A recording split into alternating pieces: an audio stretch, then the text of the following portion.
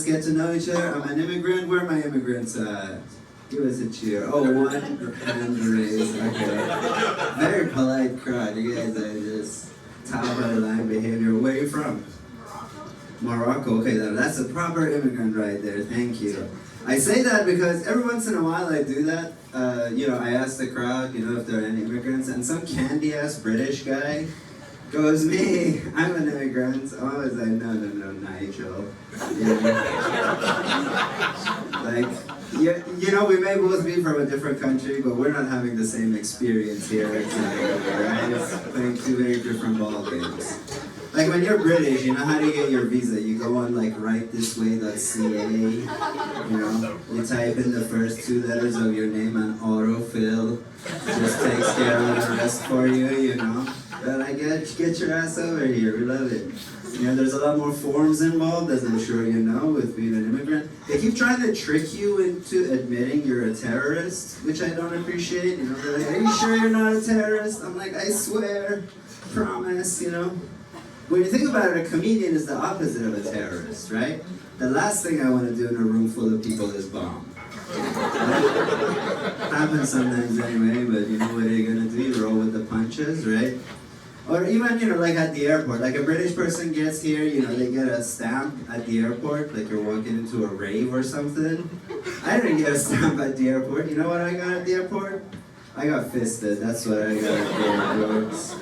And hey, joke's on them, I'm kinky, I kind of enjoyed it, If you know a better way of curing jet lag, I'm all ears, brother, but so far, there's been no better option, The guy asked me, do you consent to a voluntary cavity search? I was like, you had me at consent, brother, let's go. I grabbed my ball gag out of my suitcase, let's make a night out of this, huh?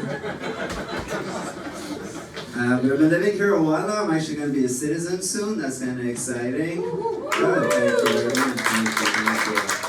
I don't know what stage of your immigration you're in, but when you're going to be a citizen, you got to take a test to prove you're Canadian enough or whatever. Have you ever done the test? Oh, nice. I feel like, I don't know if you realize, I feel like every once in a while I look at my Canadian friends, I'm like, if you had to take this test, no shot, bro.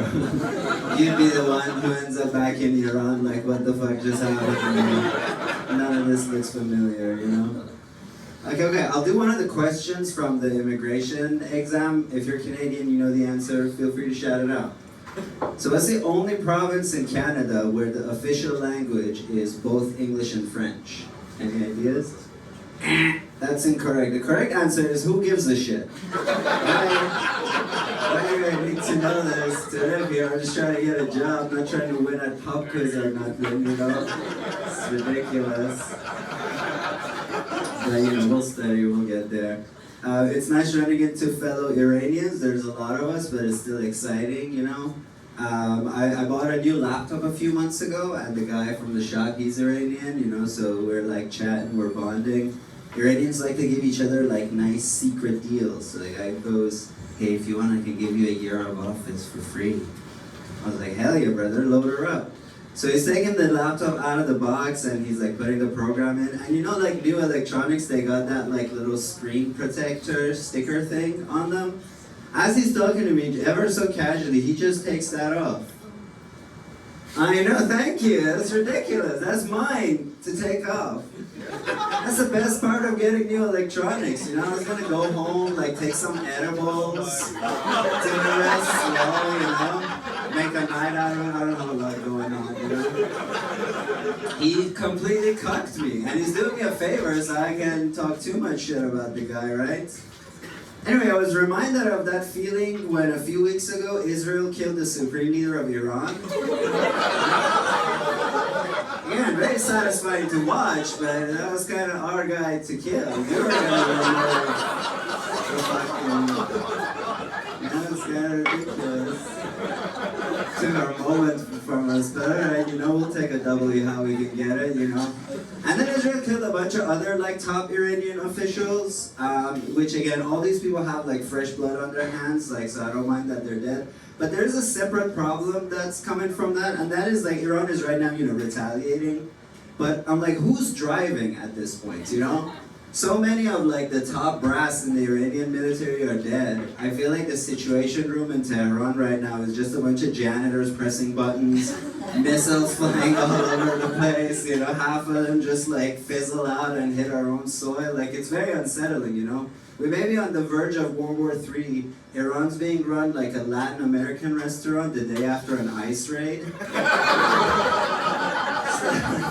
Just some poor assistant manager looking down his list and like, fuck man, we lost Jose, Rodrigo, Maria, Eduardo. If we want to stay open for tomorrow, we're gonna have to call Kyle. And the owner's like, no, not Kyle. Oh God. Kyle shows up, he's vaping, you know. He's like, yes, dude, let's make some Mexican food. I'm like, Kyle, for the love of God, we're Ecuadorian. How many times I gotta tell you? Stop bringing your own hot sauce to work. Hot Ones is an authentic Latin American, you know.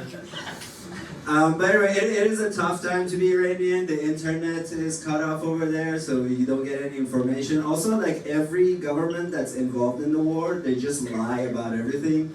So you have no idea what's going on, you know, who's dead, who's alive. And people, you know, my friends have been nice. They've been, you know, checking in with me, you know, making sure I'm all right. That's very nice. Sometimes though, people's hearts are in the right place, but their mouths are in a kind of hilarious place. Like I had one friend, he messaged me, he goes, hey man, you know, the media, they like to focus on the bad news, you know? They don't want to talk about the good news. Here's an Instagram page, it talks about the good news that the media doesn't talk about too much. And I'm like, all right, you know, I'll check this out, maybe it'll make me feel better. So I go on the page, and like the first like pinned post on their page is like, EU set to ban single-use plastics by 2030.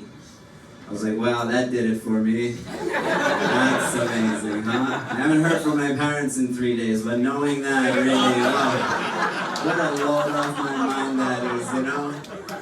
We're not gonna use straws by 2020, but what was it, in 4 years, we're not gonna have any straws. We're not gonna have any water in 3 years, because some AI module used it all up making revenge porn, but yeah, I can see why the mainstream media wants to keep a tight lid on this, you know? Who knows what kind of chaos you could cause with that kind of shit.